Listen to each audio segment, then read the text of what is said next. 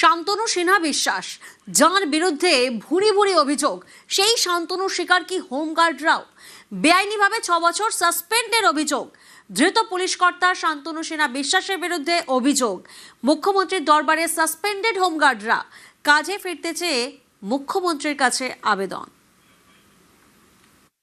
বিগত 6 বছর ধরে বিগত সরকার আমাদেরকে অনৈতিকভাবে সাসপেন্ড করে ফেলে রেখেছে, ডিমোবিলাইজ করে রেখে দিয়েছে বিনা কোনো কারণে। এই যে আমাদের সঙ্গে যে ঘটনাটা ঘটেছে তার হেড বলতে গেলে বা মাস্টার মাইন্ড বলতে গেলে যিনি ছিলেন প্রাক্তন ওসি কালীঘাট শান্তনু সিনহা বিশ্বাস, তার নির্দেশেই সমস্ত কিছু এইসব হয়েছিল।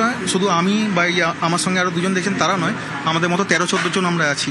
সিএম স্যারকে বললাম যে স্যার এরকম ব্যাপার, আমরা এরকম চিঠি নিয়ে এসেছি। তো উনি একজনের নাম অ্যাড্রেস করে দিলেন, দিয়ে বললেন তার সাথে যোগাযোগ করে চিঠি জমা দিতে। উনি আমাদের সমস্যা সমাধান হবে, অবশ্যই সমস্যার সমাধান হবে।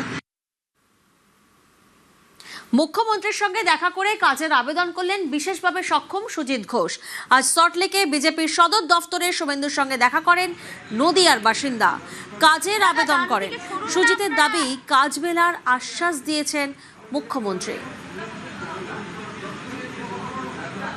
আমার সমস্যা, আমার একটা কাজের জন্য আবেদন জানিয়েছি। আমি 80% প্রতিবন্ধী।